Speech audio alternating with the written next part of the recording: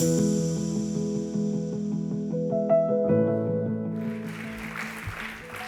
afternoon. Hola, buenas tardes.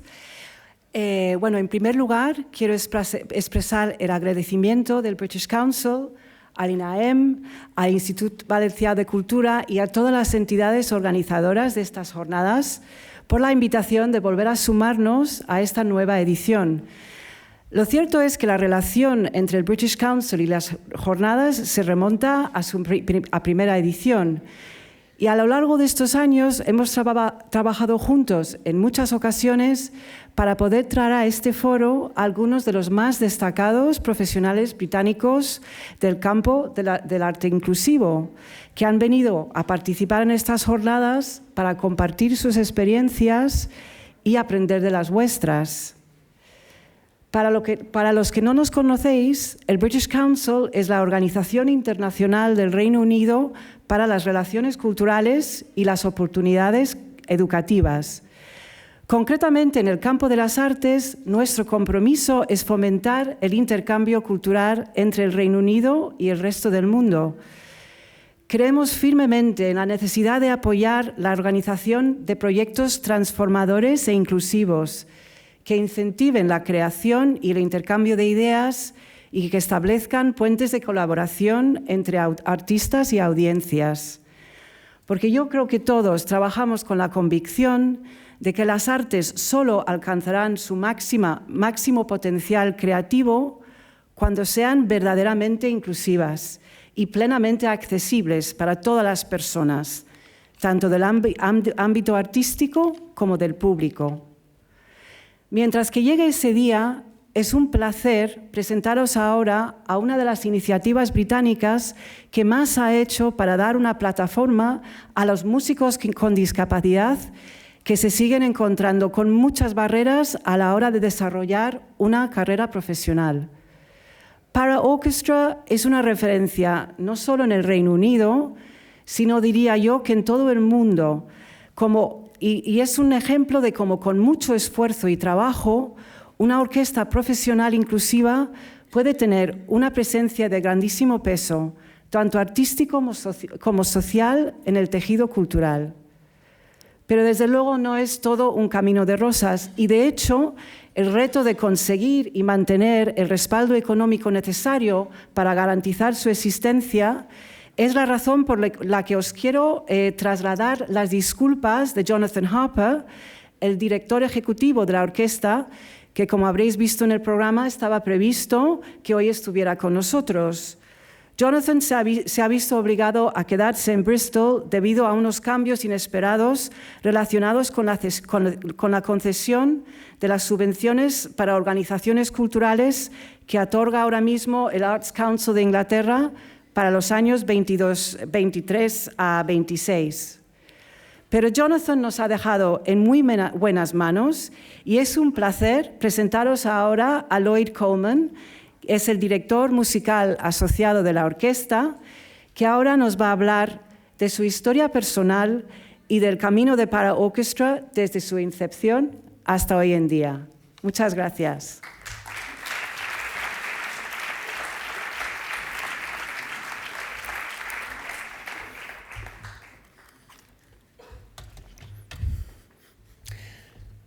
Good evening, buenas tardes, and thank you, gracias, to Cristina for her kind introduction.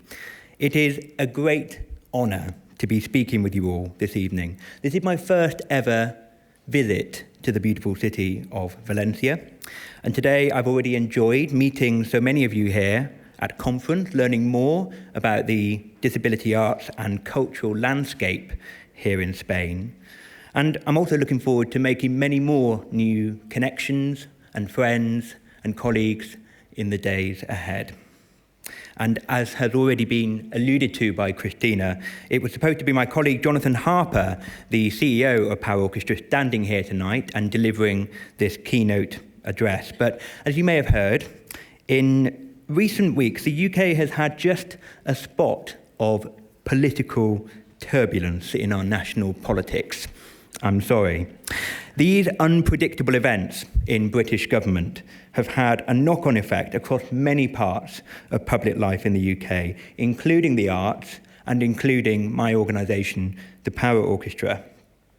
And as Cristina said, right now Jonathan is back home in the UK dealing with the ramifications of that major and long-awaited public funding decision that was delayed until just last Friday, while our new Prime Minister was appointing his government.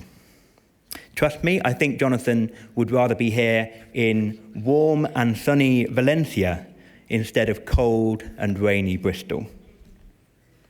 Anyway, he sends his sincere apologies and has asked me to speak on his behalf and on behalf of the Paraorchestra.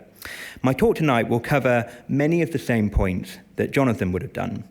In our time together, I'd like to tell you about the work of Paraorchestra, the world's first and only large-scale ensemble of professional, disabled and non-disabled musicians.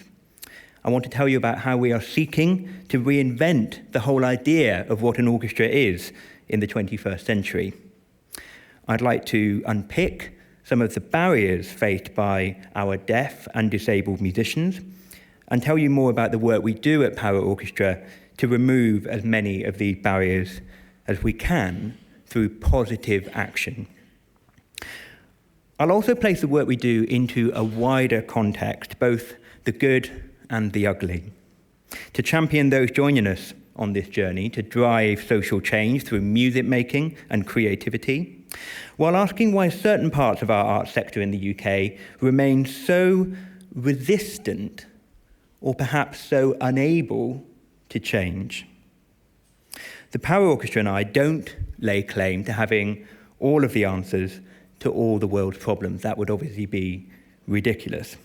But my hunch is that many of the challenges relating to increasing the visibility and representation of disabled musicians here in Spain will have the same root cause as those we face in the UK. So I'll consider my mission accomplished if this keynote tonight leaves you with some inspiration, provocations, and ideas, however big or small, you can apply to your own areas of practice or in your own communities. Before I get to that, if I may, I'd like to share a little bit of my own backstory. Today, I'm a musician, composer, occasional broadcaster and presenter, and a significant amount of my time is spent in my day job as Associate Music Director of the Paraorchestra.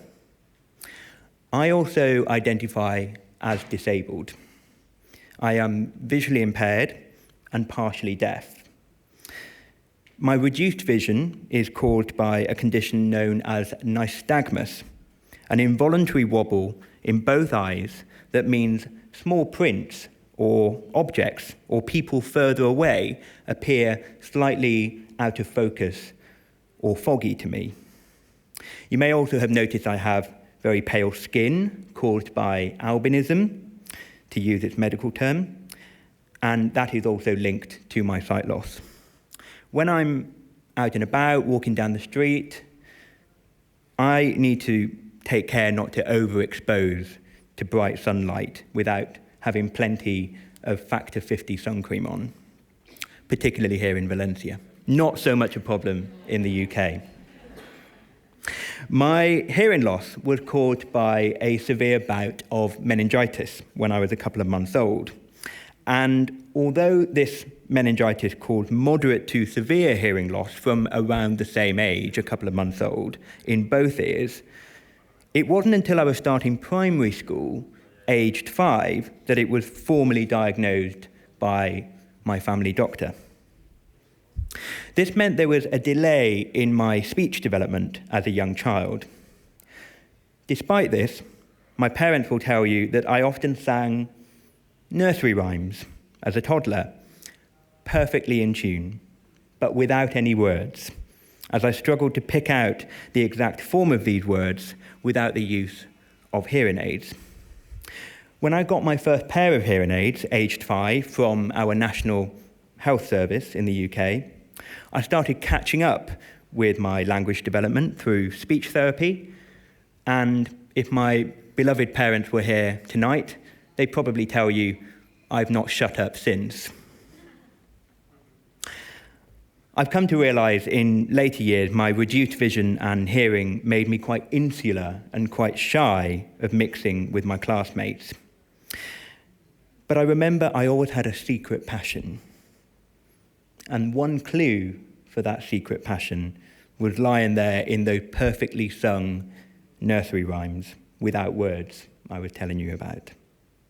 Another clue was in the school hall, an old, slightly out of tune, upright piano, which was played every morning in our school assemblies by my school teacher, Mrs. Davis.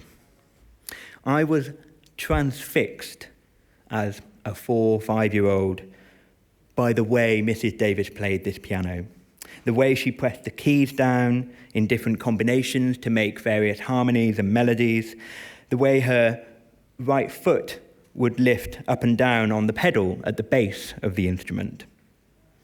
And just what did all those tiny dots and squiggles and lines mean on the page in front of her?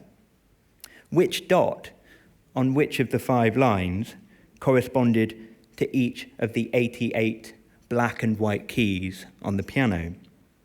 It seemed a miracle of an invention to me, and I dearly wanted to know how it all worked and how it all fitted together. Now, my parents aren't musical, but luckily they put these 2 clues together and sent me for weekly piano lessons with Mrs. Davis. They bought a cheap electronic keyboard, and I practiced all of the hours available to me. Within a few years, I'd passed all of my graded exams on piano, and I was starting to learn the clarinet. I joined my local youth orchestra, started composing my own music, winning local competitions in the area I grew up in South Wales, and conducting my school orchestra. Eventually, I won a place at a school called Cheetham School of Music in Manchester, in the northwest of England. And Cheetham's is a kind of Hogwarts, if you like, for talented young musicians. And I later joined the prestigious National Youth Orchestra of Great Britain as a clarinetist as well. By my early teens, I was well on the way in terms of my route into making music as a profession. But these early years would have been impossible, I promise you, impossible, without the support and belief of my parents, family, friends, and school teachers. Let me give you 3 short examples that I promise will lead me back to talking a little bit about what I do now with Paraorchestra. The first example is my mum. When I first started learning to read and look at all of these pages of printed sheet music, my first piano teacher noticed I was straining my neck to see it all. Many of you will know that printed music is full of very detailed and sometimes quite complex patterns.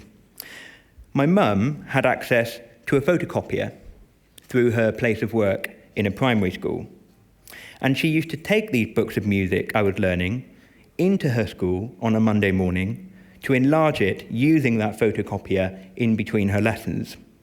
This would often take hours, and she'd bring home huge sheets of A3 paper with the new, easier-to-read copies of music for me to learn from.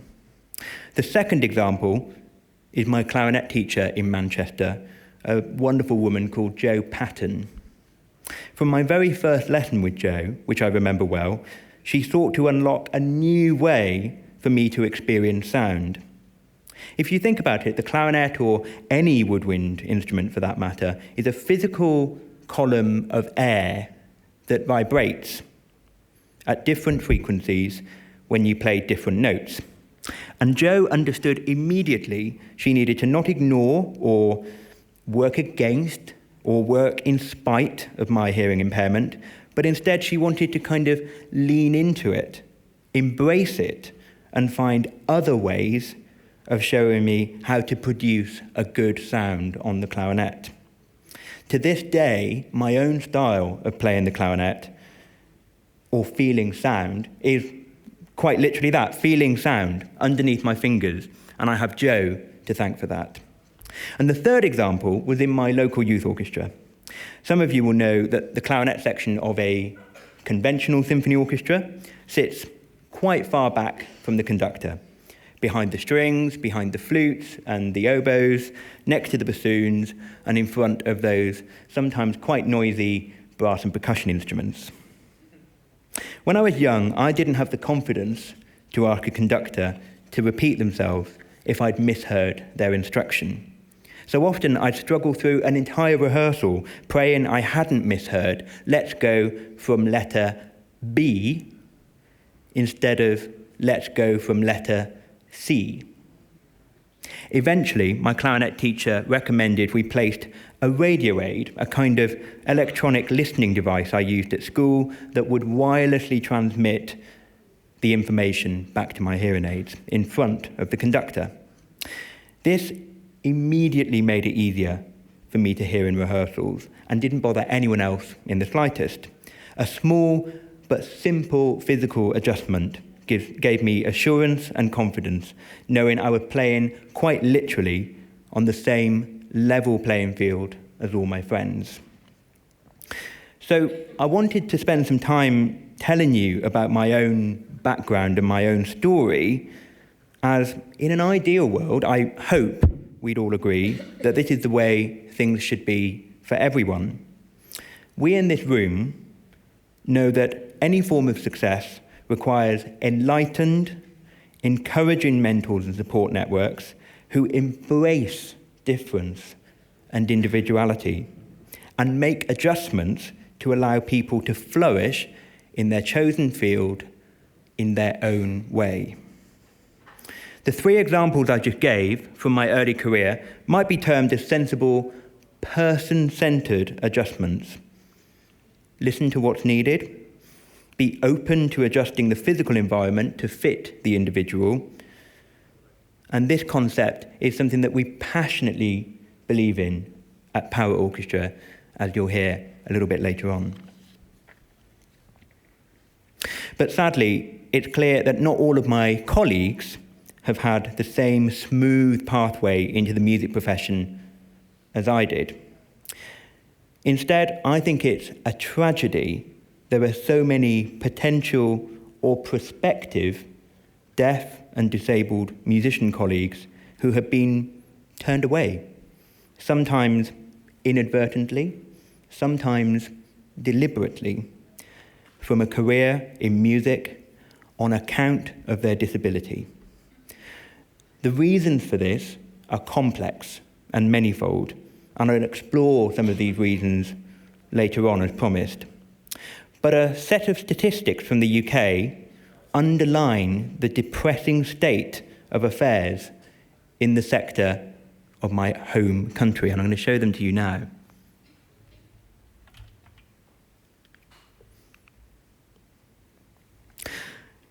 In the summer of 2019, Arts Council England, that's our main funding body and development body of the arts in England, began research into the diversity of the classical music workforce. The aims of the project were to improve the understanding of the current profile of the classical music workforce in the UK. They wanted to examine talent pathways into the sector to understand what they might indicate about the diversity of the future workforce.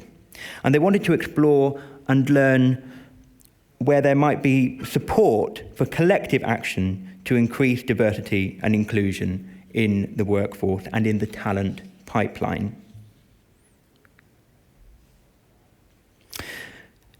The project resulted in a key report published in 2021 entitled Creating a More Inclusive Classical Music, and all available evidence suggested that people with disabilities were significantly underrepresented in the workforce.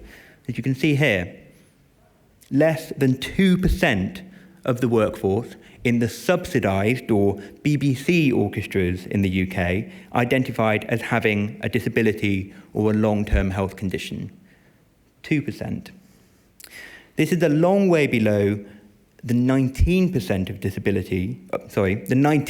of people of working age who report as having a disability.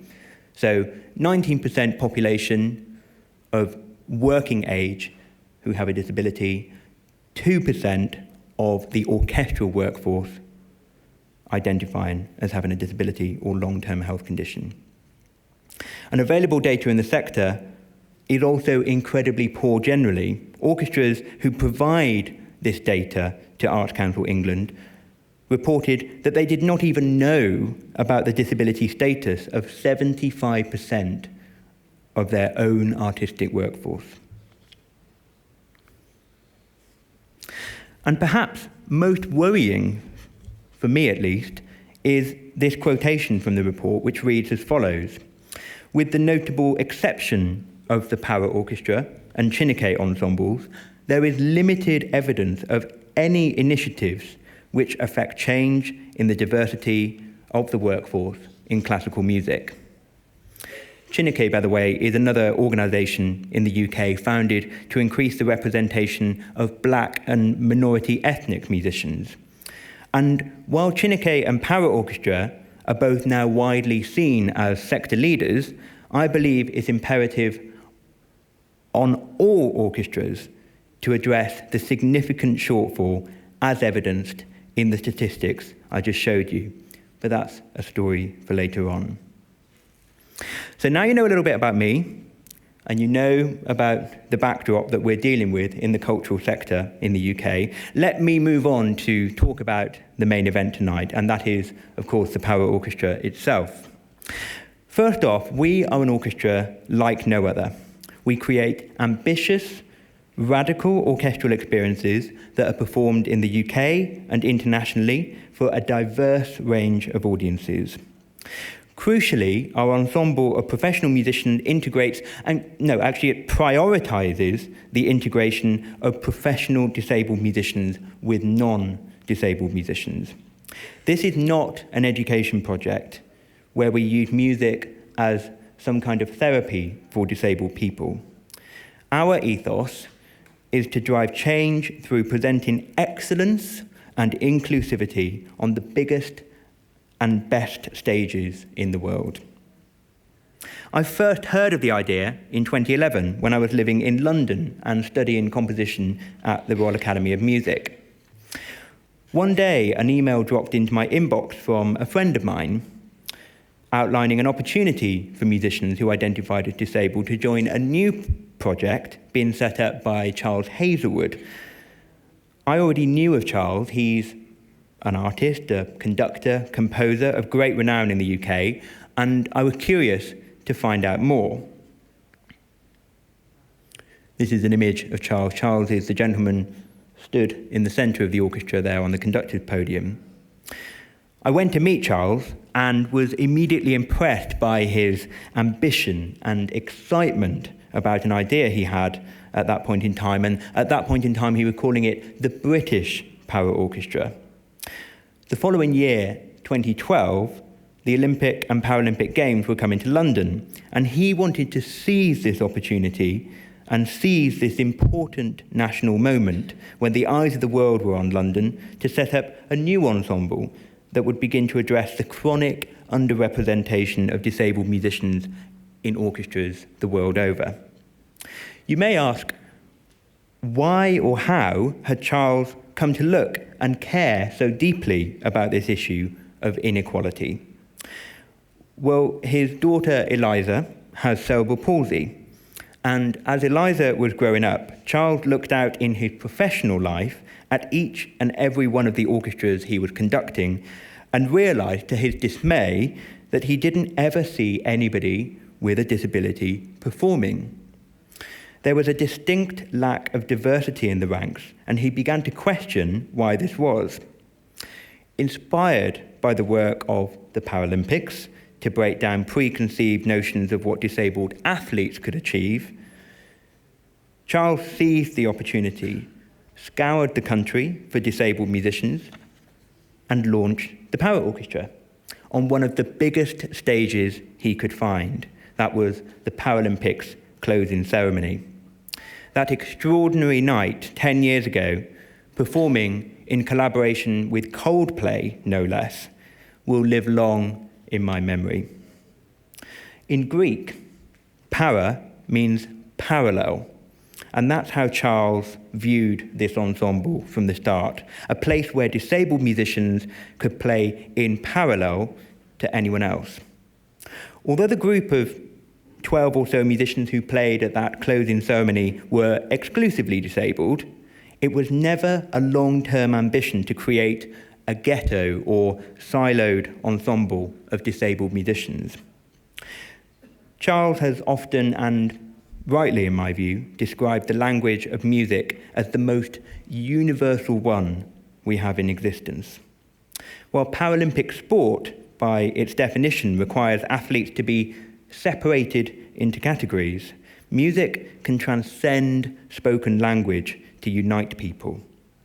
And nowadays we have a healthy amalgam of disabled and non-disabled musicians playing in each and every project we do at Paraorchestra, with no distinction made between those two groups. One of my personal mottos is that at the point of music making, any disability becomes irrelevant in the act of making music. That's not the same as saying disability is unimportant to a person's identity. Of course, it's vitally important. But at Paraorchestra, we want the performer's musical talent to connect with the audience, first and foremost. For them to transmit emotion and meaning through the powerful and potentially life-changing medium of music. So there we are, in 2012, we've played the closing ceremony at the Paralympics, and then things go a little bit quiet for a while, to be honest.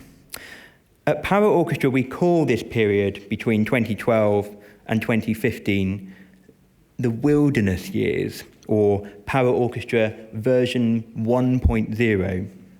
There was no purpose, little demand for Paraorchestra, to be completely honest. Instead, a series of small-scale projects came and they went. During this period, I remember being a performer in the ensemble, and I remember just there being a sense of drift, not through lack of determination, not through a lack of well-meaning people or a lack of talent on the part of the performers, but it was a struggle to encapsulate the sum total of Charles's original vision of authentic and fair representation of disabled musicians in the mainstream of our industry. The struggle to gain momentum during this period was a reminder to me that what we were attempting here had never been attempted anywhere else in the world, or to my mind, anywhere since. But things started to change in our favour in 2015, I'm pleased to say.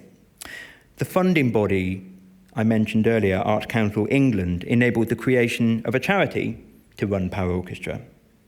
The organisation set up office in Bristol, southwest England, known for its famous suspension bridge, designed by Brunel, known for its street artists, including Banksy, and also home to an incredibly vibrant independent music scene. The charity took on a chief executive, or in the form of our absent friend tonight, Jonathan Harper.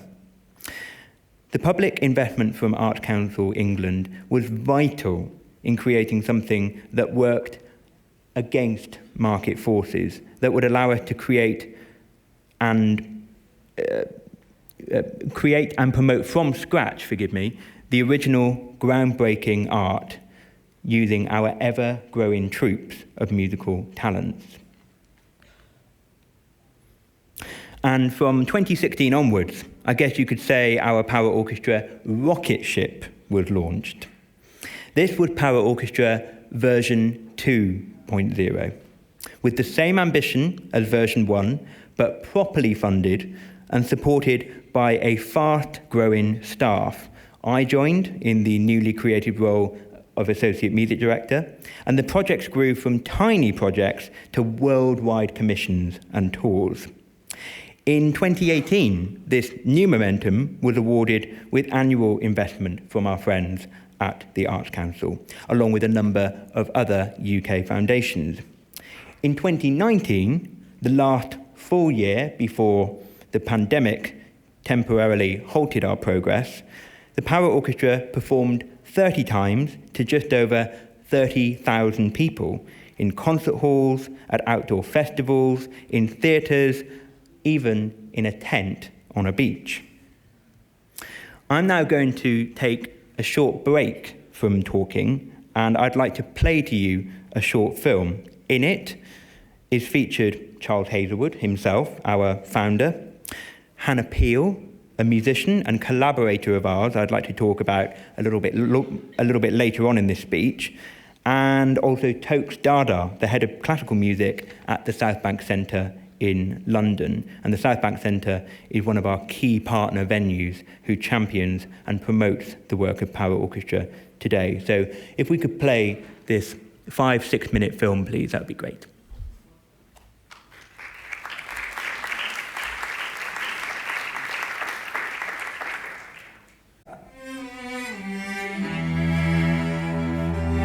Music is the most universal language we have, way beyond any dialect or tongue.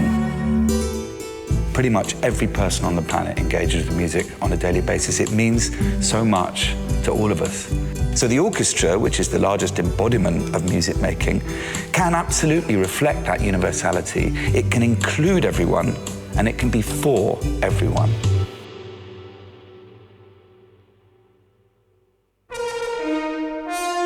Classical music is always shifting and changing. We say classical and an orchestra and we think instantly of like Bach and Mozart, whereas the reality is that in this century it is about engaging audiences in what they want to hear. Cross collaborations, combining different instruments, sounds and techniques, playing compositions that are written by contemporary composers in unusual spaces that you would never expect. And that for me symbolises the Paraorchestra. I think the future of the orchestra has to be in evolution. The kind of structure and how an orchestra plays and how those orchestral forces are utilised has always changed, has always evolved. And I think that what Paraorchestra are doing is just the next stage, if you like, in that evolution. The sad truth is that people still find it hard to put the words disability and excellence in the same sentence. Well, at Paraorchestra, we have fostered a culture of inclusivity where everyone has different strengths which they bring to bear, and everyone else benefits from those different strengths. It's an amazing collective endeavour. Our vision is to throw out the rule book and to revolutionise what the 21st century orchestra can and perhaps should be. Orchestral music is such a kind of excluding art form often, and there's so little opportunity for young people, for anyone, to kind of connect with lots of different kinds of art forms. The way that this orchestra is making orchestral music accessible is such a powerful statement. Paraorchestra has almost limitless sonic opportunity. It makes sounds that you don't find in any other orchestra. We delight, of course, in using acoustic instruments, but also assistive ones and analog ones and digital ones. We're creating a whole new sonic template. That is one of the really unique things about the Paraorchestra, this crossover between the acoustic, digital instruments, there's lots of synthesizers that were being used by the orchestra, and the digital assistive instruments that I found really extraordinary and interesting. I think that combination is really unique in that it's got a kind of tingling, sensational deliciousness to it that I think is really exciting. This combination and this world that you're almost inviting people into, and I love working with those sound world and textures that you can create from that. We're really excited to bust out from the ivory tower of the concert hall. We play in shopping malls, on beaches, seafronts, theatres, art galleries, you name it, reaching people who perhaps have never witnessed a live orchestra before. Reinventing the orchestra is really about putting the audience first, stretching the definition of orchestral music. It's about presenting orchestral music in a way that means that people who haven't experienced it before can experience it. It's about taking orchestral music into people's communities, where people live, and that's what Paraorchestra do really well. And that's one of the reasons why we're so excited to be working with Paraorchestra as part of our new season. I sometimes probably won't go to an orchestra normally because I might feel it's not for me, whereas here I feel like it's for me here and I'm welcome here and I can interact with it. Paraorchestra is a beautifully evolved mix of professional musicians with and without disabilities. Of our full playing strength, 40 of our musicians identify as disabled. It's an amazing new paradigm. The experience of working with Paraorchestra is that it's not just about the musicians. There is an incredible network and team around everybody, and it is that makes the process really enjoyable. Everything you kind of present or ask is a collaboration. It's a group experience.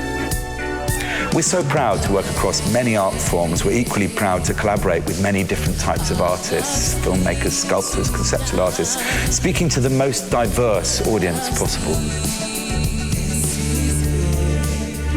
Paraorchestra are one of those ensembles that definitely are stretching the envelope and not conforming to that traditional way of sharing orchestral music. We were both moved to tears. Yeah. I never thought I'd cry at Steve Rank. It was really, really special.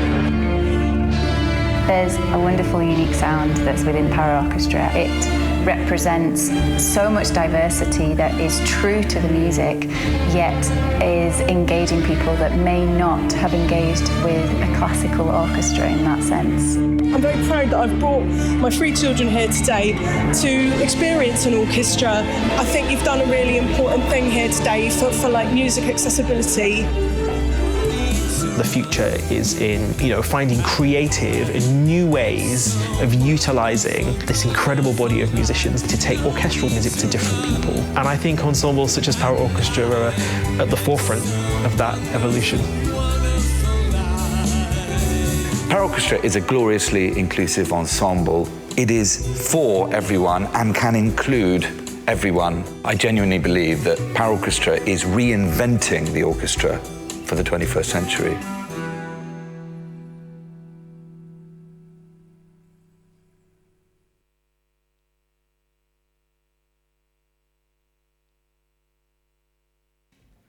I hope that film gives you a good sense of the variety of our work across genre, place, and art form. And I'm pleased to say as well that since that video was put together, we've had some more good news and some more momentum on our Paraorchestra journey.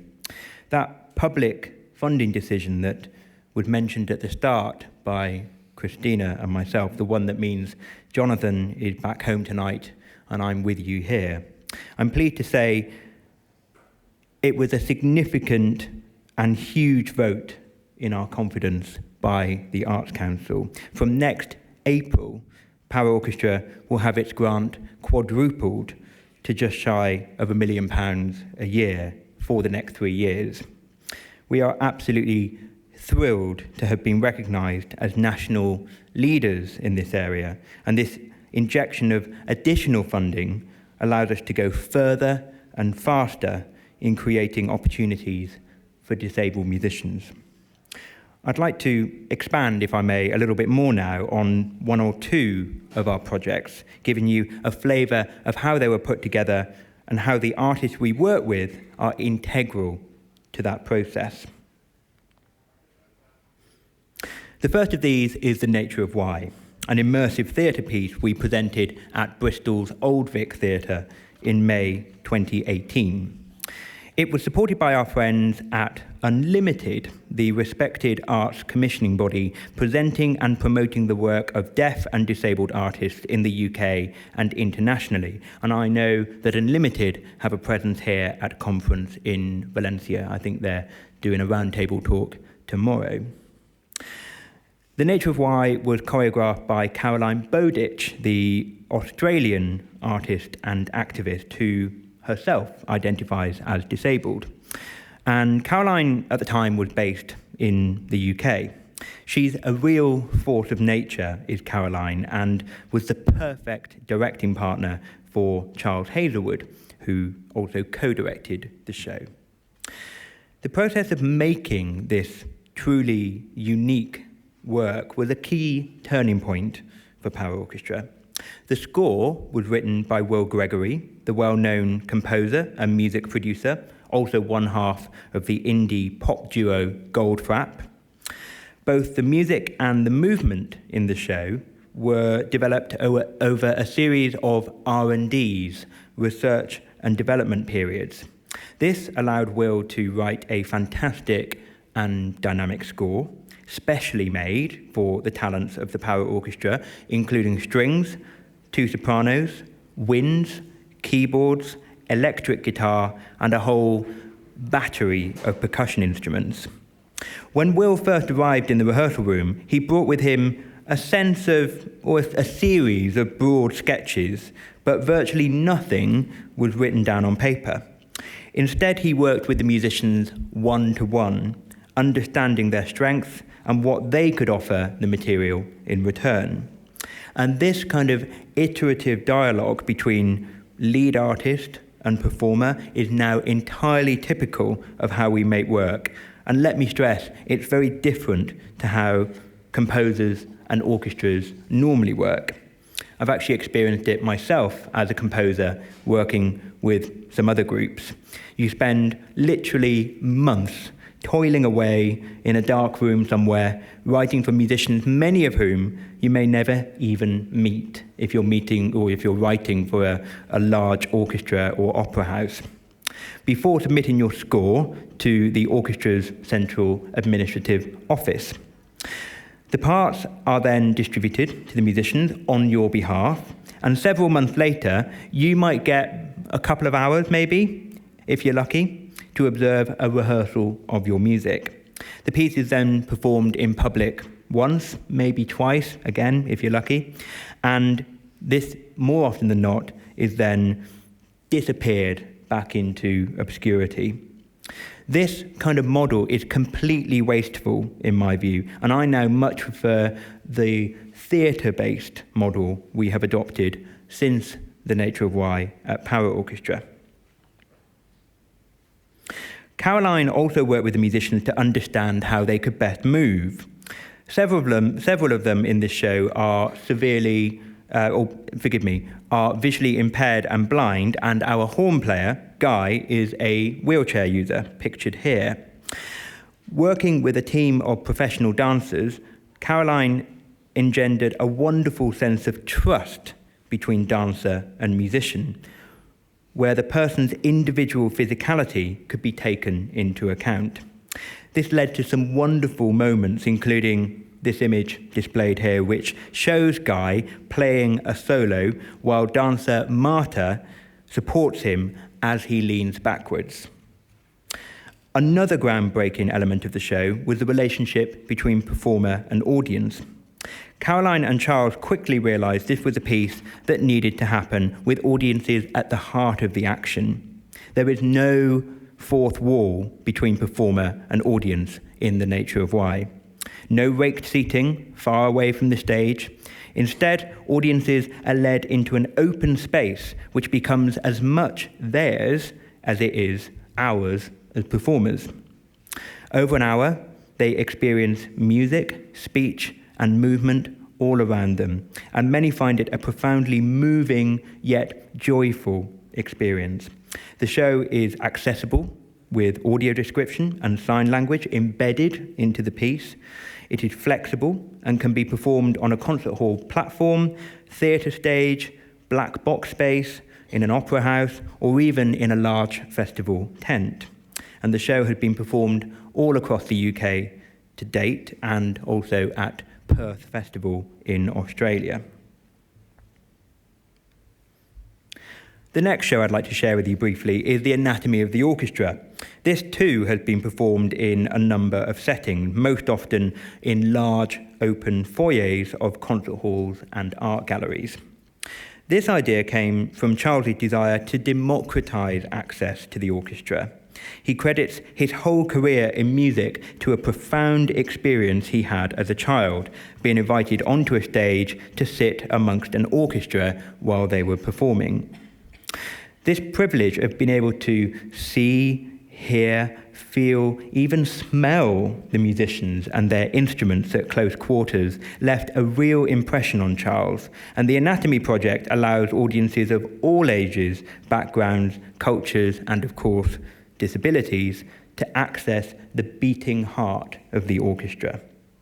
It's presented as a free show, can be done several times in an afternoon, and lasts around 30 minutes. In theory, any piece of music could be chosen to perform in this show, but most often we choose Steve Reich's The Four Sections, a large orchestral piece for 60-odd musicians. Charles actively encourages audiences to never stay still during the show, instead using this half an hour to move wherever their eyes or ears may take them. As the music develops, you might be drawn to a pair of dueling grand pianos, or towards the deep rumble of a tuba, or the soaring melody coming from the direction of a violin player. Again, like The Nature of Why, many audiences find The Anatomy of the Orchestra a moving and memorable experience. The musician pictured on the right here is called Takashi. He is a long-term member of Paraorchestra, born in Japan, now living in the UK. He's blind and learns music using a combination of braille and pre-prepared audio of the piece. Many of our musicians who can rely on reading the music at sight are completely in awe of Takashi's ability to memorize highly complex and long passages of music.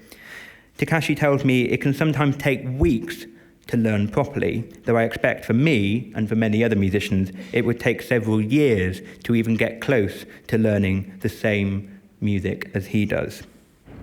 Ensuring musicians like Takashi have the material they need in good time is a key part of my job as Associate Music Director, and we are in constant dialogue with our performers in the lead up to a show to make sure they have what they need to perform at the highest level. In some instances, we've also started experimenting with in-ear audio cues for blind musicians. If a piece is particularly complex with many changes of meter or tempo, a musician with no sight cannot rely on visual cues from the conductor, quite obviously. But with a trained musician sat at the side of the stage, following the score and ready to count in a musician for an important entry, that blind musician can have total assurance they're on the same page as everyone else around them. Systems such as these are in constant development at Paraorchestra, and we're always looking for new ways to allow our performers to play at their best. Returning to my mantra earlier, at the point Takashi presses his bow onto the string of his viola, his disability ceases to be important. It is much more important making music and communicating with the audience. It was what he was trained to do, what he loved doing, and it is our job at Paraorchestra to take any obstacles out of his way. Smoosh is one of our most recent projects. This was made in response to the pandemic, when people the world over were in lockdown and denied access to loved ones and arts and culture. We first presented this in an area of Bristol called Knoll West in September 2021, as restrictions on normal life were being eased in the UK. Smoosh is basically an enormous street party with thumping wind, brass and percussion instruments and a troupe of dancers striding their way through the streets, gathering more and more and more people as the parade goes on. It's basically a big act of love via a series of pop songs arranged especially for our orchestra by the renowned jazz musician Emma Jean Thackeray. Another motto of mine is we never take our work seriously. Another motto of mine is we take our work seriously, but we never take ourselves too seriously. And this show completely embodies that desire to be playful and generous. In each location we go to, we source and work with local amateur musicians too, incorporating them into the band and giving them a taste of the magic of Paraorchestra. This show had some additional production challenges when we first presented it for two reasons. First, anxiety levels about COVID, particularly amongst our disabled musicians, who, as we all know, have been disproportionately affected by COVID. And these anxiety levels were still particularly high when we came to rehearse and present this show. In dialogue with our company, we created a space that would be as safe as possible, including conducting lateral flow tests, social distancing, and sanitization of indoor spaces. Even as recently as last month, we were asking all of our crew, staff, and musicians to test before arriving on site, a practice I know has long ago been dispersed with in other organisations in the UK. We believe we are only as good as the people who make our work, and we place their health and safety above all other considerations. This ethos is ingrained in people who work with Paraorchestra. It's not a consideration only for production managers or coordinators behind the scenes, but also a top priority for Charles and our artistic leadership too. Each route we travel to on the Smooch Parade is carefully planned and recceed.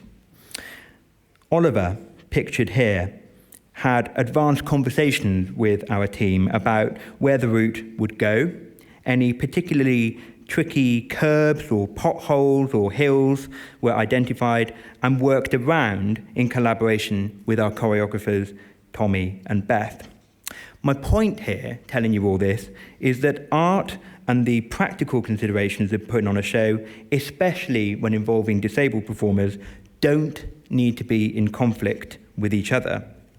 We've learnt if our musicians are comfortable on and off stage, then the art will fly even higher. And me and my colleague Hannah Williams-Walton, the executive producer of Paraorchestra, will be talking more about some of these practical considerations in our workshop here tomorrow, so hopefully see some of you there. The next case study is a show very close to my heart, partly because I wrote half of it. It's an electro-orchestral reimagining of Kraftwerk's seminal 70s album Trans-Europe Express. We performed this piece several times in concert halls, nightclubs, and even at Peter Gabriel's WOMAD Festival in 2019. I co-wrote the piece with Charlotte Harding, another composer based in the UK who often works with Paraorchestra.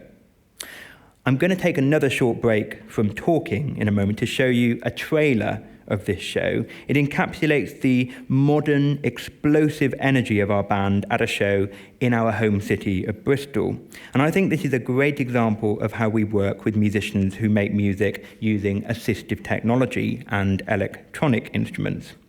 We believe that to include the full compass of talent available, we need to literally expand the orchestra, which has remained static for some time. Since the invention of orchestras, composers and instrument makers have continually invented new instruments and added these to the orchestra. That is, until the mid-20th century or thereabouts.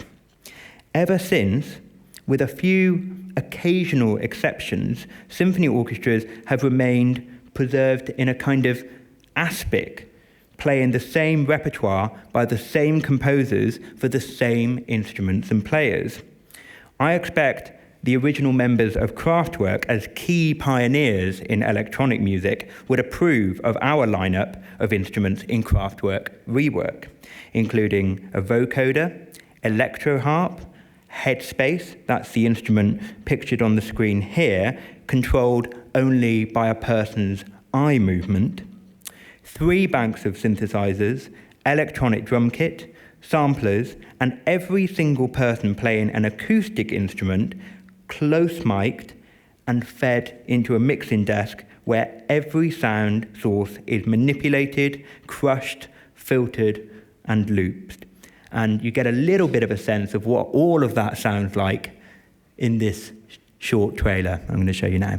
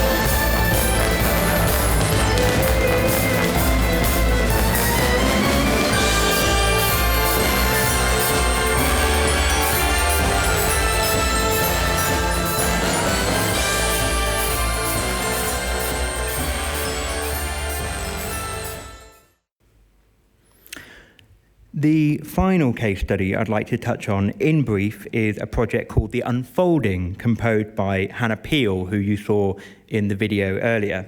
Hannah is an Emmy and Mercury nominated composer who collaborated with Paraorchestra over the 2 years of lockdown. Together we made a feature-length album, which on its release earlier this year, in April, I'm very pleased to say reached #1 in the classical album charts in the UK. We toured it to venues around the UK, and it ended up here at the well-known Blue Dot Festival in July in the northwest of England. The album was released on the Real World Records label, and you can stream it on Spotify and other platforms if you wish. After 10 years of building our new orchestral model, our work with Hannah feels emblematic of where we are now, occupying, I hope, a distinctive space in the UK arts sector, reaching all kinds of new and, in some cases, mainstream audiences, including those who would have never even considered attending a conventional orchestral concert, and attracting new talent who bring their artistry to bear on all of our work. Most importantly, the Paraorchestra feels alive, of the here and now, able to respond in short order to the world around us, and able to work with our musicians as artists of the highest calibre, and even more importantly, fully rounded human beings. So, this is the question: why are there not any other orchestras following in our footsteps? And if they're not, why not? Let me point out some signs of positive movement first. There have been some attempts by our traditional symphony orchestras in the UK to become more inclusive of disabled musicians. Bournemouth Symphony Orchestra have set up a small group of musicians called BSO Resound, who play their own concerts outside of the main orchestra. And the Royal Northern Symphonia have done something similar with a project called R&S Moves. Another example is Open Up Music. They exist for young disabled musicians and have built a network of over 40 open orchestras across the UK, and now have a national open youth orchestra that prioritises exceptional playing by disabled and non-disabled musicians under 25. My hope is that groups like the NOYO, National Open Youth Orchestra, could become a talent pipeline for disabled musicians wanting to join the Paraorchestra. Third is Drake Music. Drake Music predates the Paraorchestra and has a strong track record of working with individual musicians and music creators, with a particular emphasis on new and assistive music technology. And there are some other fine organisations working with disabled talent across art forms. I've mentioned Unlimited earlier. There's also Grey Eye Theatre, Extraordinary Bodies and Kanduko Dance, all of whom produce high-quality work in their field. And I know some representatives from some of those organisations have spoken at this conference in previous years. But I cannot help but return to those statistics I showed you right at the start.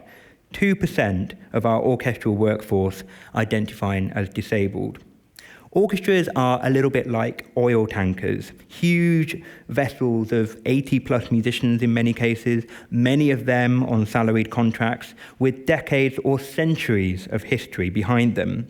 But I fear that if they are unable to become more inclusive, to respond and represent modern Britain as it is today, they will cease to become relevant. Concert formats need to break away from the traditional three-course meal of overture, concerto with a famous soloist, followed by a symphony by a famous composer who had been played many times before. Many orchestras continue to wear evening dress, all very nice and smart, but what does that actually say about the relevance and the place of an orchestra in our lives today? Do we want them to be relics from a bygone age? Or do we want them to reflect our lives as they are now back to us?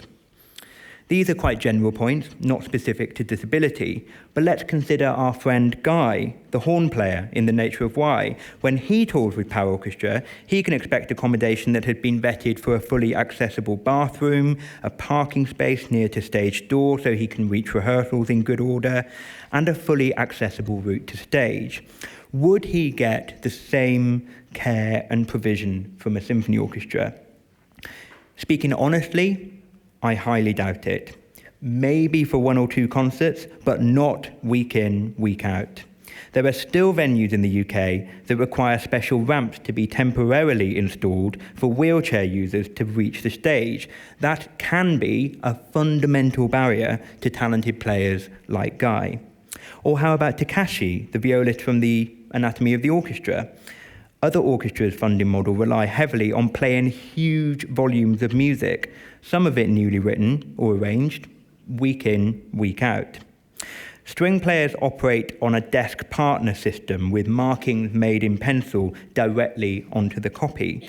This is another fundamental barrier preventing someone like Takashi applying or taking a full-time job with, say, the London Symphony Orchestra. And what space is there in the Royal Philharmonic Orchestra for Clarence Adu? That's the gentleman, the paraplegic musician, who uses the headspace to produce electronic music. Haydn symphonies and Wagner operas don't have a part written for headspace. So how can Clarence's talents be included? And that's assuming these players gain a seat in the orchestra in the first place.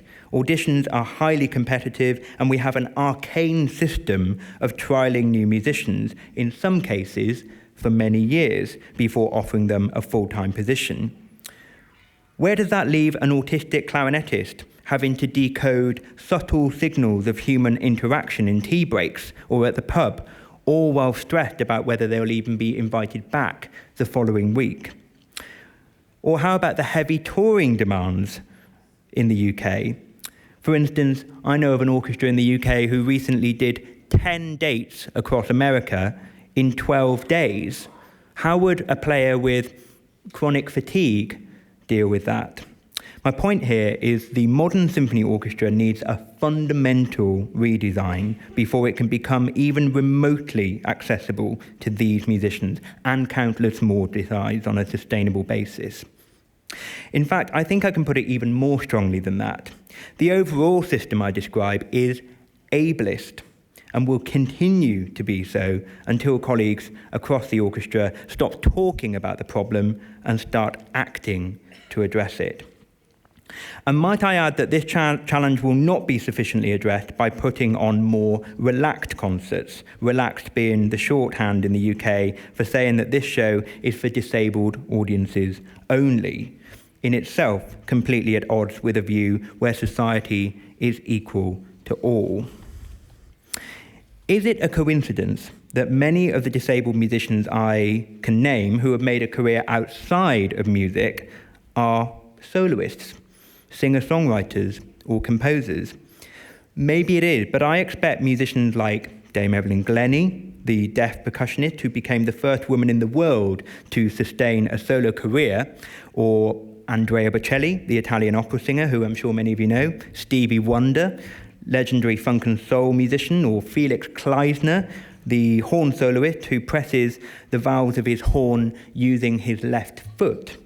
I expect all of these have turned away from making music in larger groups and of orchestras and choirs, forging their own path as solo performers, in part because their creativity, imagination, and sometimes their unorthodox ways of playing would be frowned upon in an orchestral environment where uniformity is prized above all else.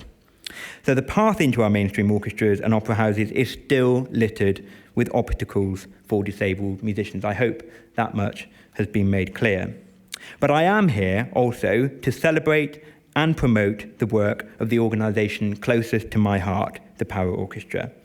As I said at the beginning, we're not perfect. We don't claim to have all the answers, but we do our best to listen and to act wherever possible. We've been around in one form or another for about 10 years now, and frankly, our work has only just begun.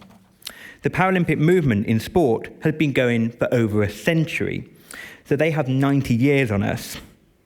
We know there are many, many, many more musicians out there who are not getting their fair shot at performing on our stages. We know there are still many thousands of audience members for whom we want to change the preconceived idea of what disabled people can give and do in society. But as I draw this speech to a close, I'd like to invite you to think about the Paraorchestra model and how it might apply to your own areas of practice. If you're a funder, please support those in your areas making work that is genuinely inclusive, that works with and not for disabled people, and that difference is a subtle one, but also a vital one. I won't pretend that brilliant game-changing work can be done cheaply, but disabled artists are no longer content with settling for leftover money, the scraps, the loose change. Not good enough. If you are a venue, please consider how you might move beyond tokenistic box ticking and include lived experience of disability in all of its forms, visible and invisible. Recognise and be honest about where you are on this journey to opening up your venue or programme to disabled artists. Rome wasn't built in a day, as they say, but small actions daily are better, in my view, than large ones annually. And for me, most important here is to be ambitious. I told you earlier about how when I first met Charles, I was struck by his singular determination to make things better than they were. I would never have joined this orchestra if I felt it was anything other than a vehicle for great music making that happened to be made by disabled people. His visionary approach has inspired me for the decade we've been working together, and I've seen it infect and galvanise others as they have come into contact with the Paraorchestra. Of course, hard work, funding, understanding from stakeholders and partners, and just a little bit of luck all play their role too. But I've learned everything in the end comes back to actually living your core set of values. And a music sector with more deaf and disabled voices benefits everyone. Just as creativity thrives when people and great ideas cross borders, the same is true when courageous and startlingly individual musicians bring their whole selves to the rehearsal room or concert stage. Life is richer, more varied, more vivid, more exciting when diversity in all of its forms is sought and nurtured. Thank you so much. Muchas gracias.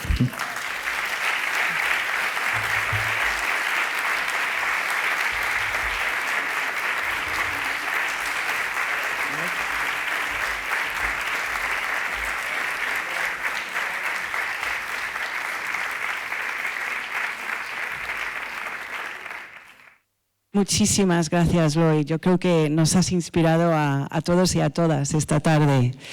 Bueno, tenemos unos minutos para preguntas del público. Si alguien quiere lanzar la primera.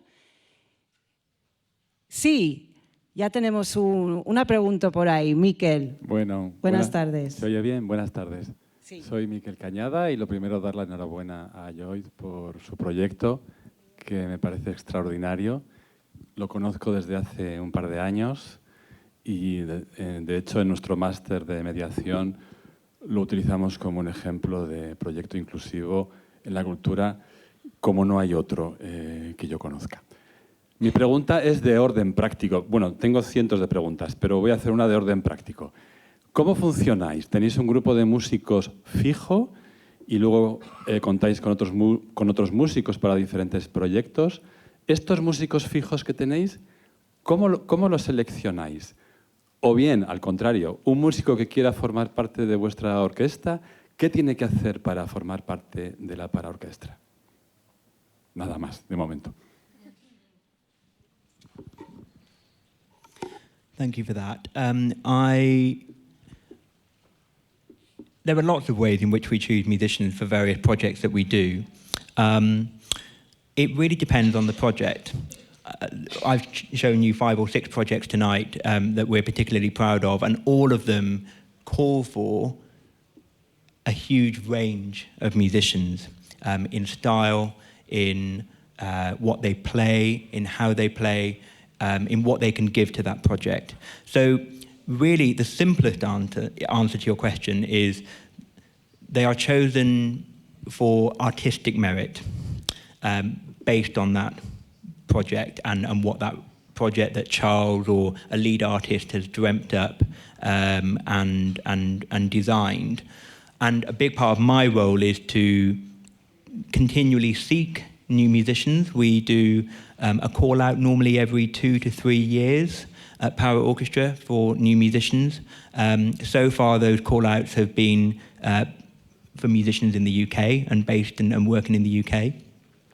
And the way that is different to how other orchestras recruit their musicians is that, as I mentioned, in the symphonic orchestral model, you have quite a rigid audition process where you advertise for a position, maybe a first violin position or a second clarinet or a third bassoon or trumpet, whatever it might be.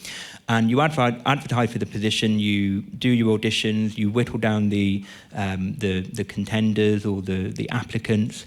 Then you go into this very long trial system that I mentioned, and that's before you even get to the final 3 or the final 2 of becoming a full-time professional musician in a symphony orchestra. We operate differently to that in that we invite those musicians who are successful at audition stage to join a pool of musicians from which we draw for those projects. And while they're in that pool of musicians, they are put in contact with other disabled musicians. We have monthly and sometimes fortnightly calls with our musicians on Zoom, and we connect musicians together to set up their own projects. That's another increasingly important part of the Paraorchestra model of working as well. So at the moment, our pool of deaf and disabled musicians stands at around 40, and that's up from 12 when we started in 2012. And I'll be completely frank with you, it could actually be a lot higher than that. But we do also, as a professional orchestra, we want the best deaf and disabled musicians, and we are actually unapologetic about that. We're not a kind of charitable cause in that sense. We won't just sort of let someone in, oh, well, okay, fine, they're good enough. No, we want the best. And we want a huge cross-section of musicians as well, which will kind of enrich our projects and add lots of variety to them as well. So I hope that answers part of your question. ¿Alguna otra pregunta? Bueno, mientras que penséis lo que queréis preguntar a Lloyd, yo quería preguntarte, la sensación es que hay una libertad con el repertorio y las obras que hacéis que no tienen las orquestas sinfónicas convencionales. No sé si has comentado, ¿hacéis también repertorio clásico, sinfónico? ¿Qué porcentaje? For sure. You may have recognized in one of the films there was a bit of Beethoven in there.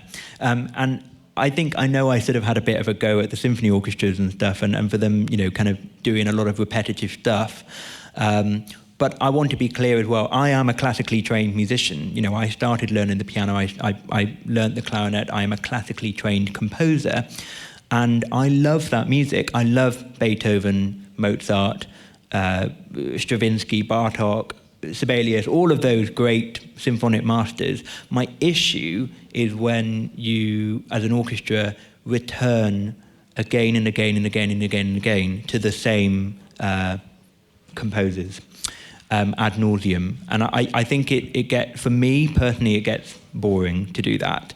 And actually, if the art form, the overall art form is to survive and to thrive and grow from where it is now, it needs to become more forward-looking and dynamic and embrace those technologies that I described in the talk, embrace new kinds of musicians into the orchestra. Otherwise, it will just sort of remain there as a kind of as a postcard, you know, of something that comes from the past, and that's all very well and good, and if people want to, you know, go to that, I won't knock it. But for me, it doesn't excite me as much, that way of working.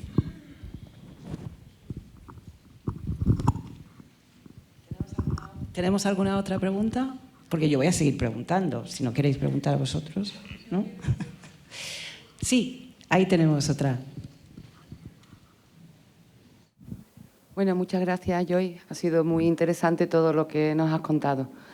Yo quería hacerte una pregunta, que aquí en España tenemos una pequeña batalla con la cuestión de los accesos a los estudios superiores reglados en los conservatorios de danza, de música, de artes escénicas, de los artistas con discapacidad. Entonces yo quería preguntarte cómo estáis vosotros por allí, porque ya nos has hablado de las complicaciones que tienen para acceder a sistemas que faciliten el manejo de los instrumentos, pero a la hora de acceder también a las titulaciones que tienen todos los músicos que no tienen discapacidad, ¿cómo lo tenéis vosotros? Porque aquí hay una guerra casi con eso. For sure, it's really important, this area. I went to a conservatoire. I went to the Royal Academy of Music in London as a composer, not as a second study clarinet player, but predominantly as a composer. And we have quite a number of musicians in Paraorchestra who also went through the conservatoire route or through the music degree route. For those who did go through that route, many of them have experienced different forms of stigma. Not all of them, but many of them have. One example I could give would be similar to my own in a way, which around hearing loss. If you're a musician who is, you know, has a deteriorating hearing condition, very often you are very strongly encouraged, sometimes by your conservatoire teachers or by your colleagues in the orchestra, to keep that quiet and to conceal that. And I think that's fundamentally wrong. I think actually, you know, that way madness lies, when you start trying to hide, you know, a hearing loss as a musician. And for those who haven't been through the conservatoire model, it's equally difficult to get into a conservatoire if you play an assistive technology instrument, for instance. You know, it's a very regimented kind of Victorian system of, we accept these instruments or these types of singers to train, and we'll train you up for 3 or 4 years, and then we'll spit you out the other end with a music degree, and then you're sort of expected to sink or swim, basically, in the industry. I think it's an interesting challenge for people like Paraorchestra as well, to bring those musicians who have traditionally been excluded from those central institutions and bring them into the conversation and bring them into the musical dialogue. And it makes our work so much richer when we do that, when we have people like Clarence Adu play in his headspace in Kraftwerk Rework. It makes that piece so much more vibrant and exciting. In Hannah Peel's music, The Unfolding, Hannah herself is an electronic musician, and she worked with 2 or 3 of our musicians in that ensemble and on that album who make music electronically. Again, those musicians would not gain a place in a conservatoire, sadly, as it stands. And that's a really deep rooted issue that hasn't changed for the last 4, 5, 6 decades. And if I'm honest, I can't see it changing very quickly. So I think it's incumbent on us and those other orchestras who want to work with a wider range of people to bring those in from the cold, as well as those musicians who have been trained in the established kind of traditions and models of music education.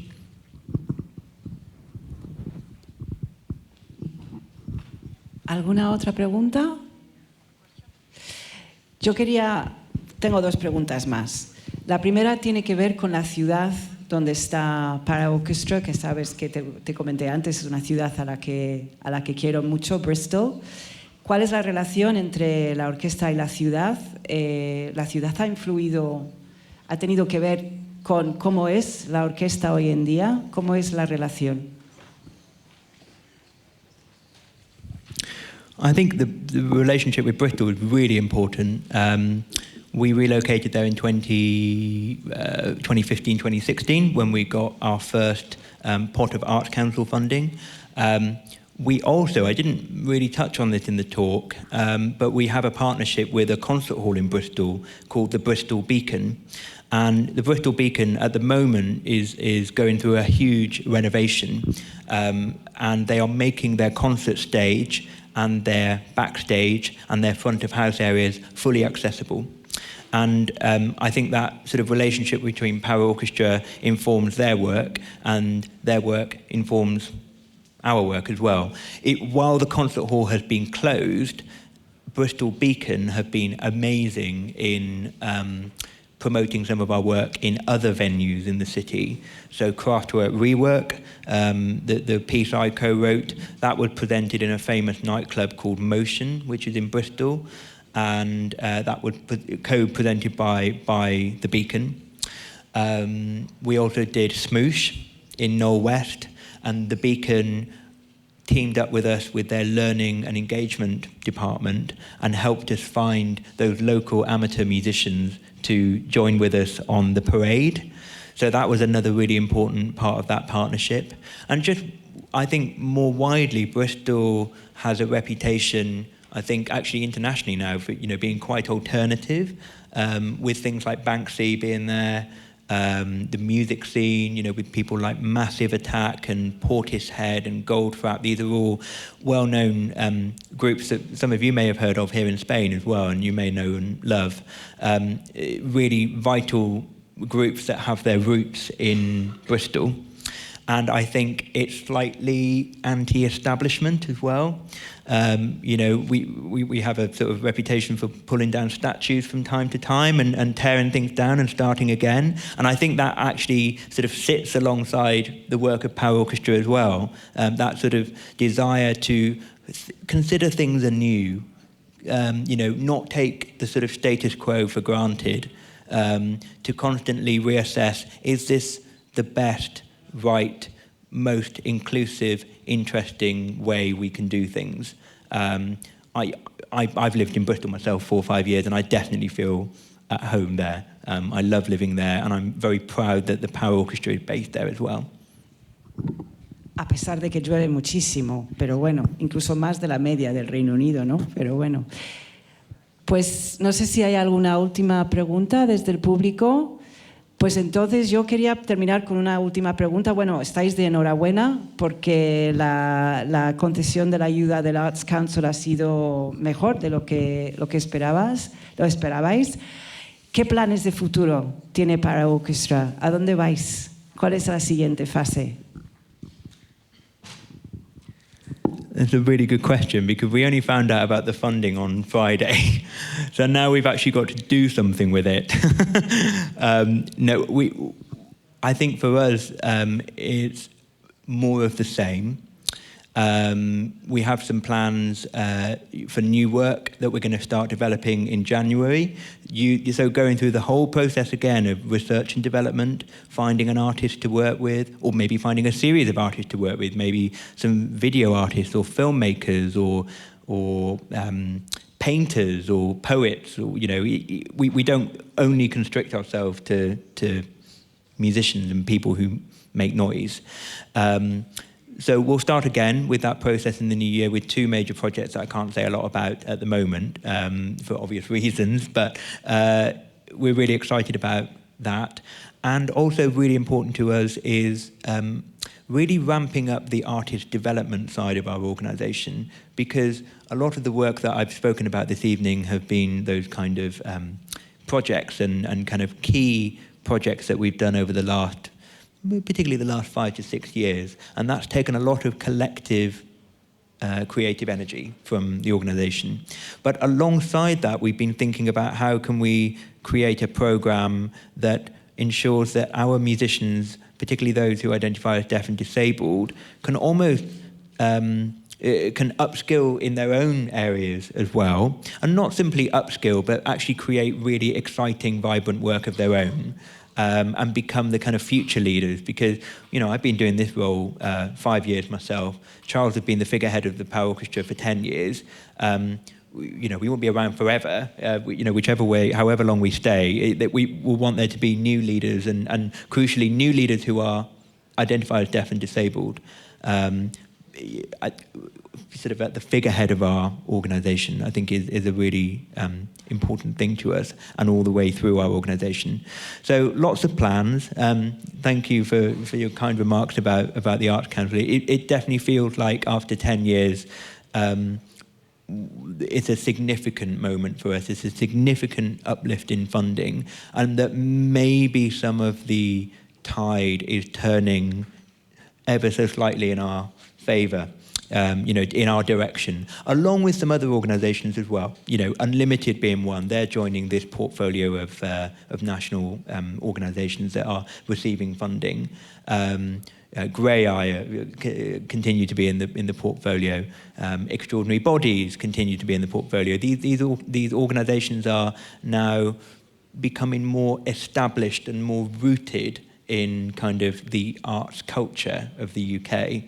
And so I hope for all of the organisations, as well as for Paraorchestra, of course, that we'll just keep growing what we do and reaching more people. And actually, just personally speaking, I'd love to start touring internationally again. Coming here to Spain has given me a real taste for jumping on a plane and going somewhere where you can only speak one word of the language, for which I'm really sorry. I'm a true Brit like that. But I really love travelling, and love travelling with my colleagues at Paraorchestra. And that's really important, to take our mission to places like this and to talk to people and to meet people, to share our art with people. Now that the pandemic, hopefully, touch wood, is kind of subsiding, maybe we can be in a position to start doing a bit more of that in the future as well.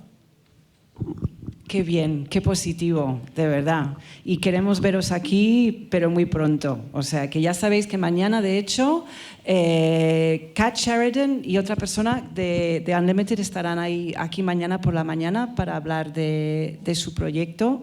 Y luego por la tarde, Lloyd y Hannah Williams-Walton, que es la productora ejecutiva de Paraorchestra, estarán llevando un taller mañana por la tarde aquí en este teatro. Así que los que queréis podéis tener muchas más oportunidades, seguir conociendo en más profundidad su proyecto.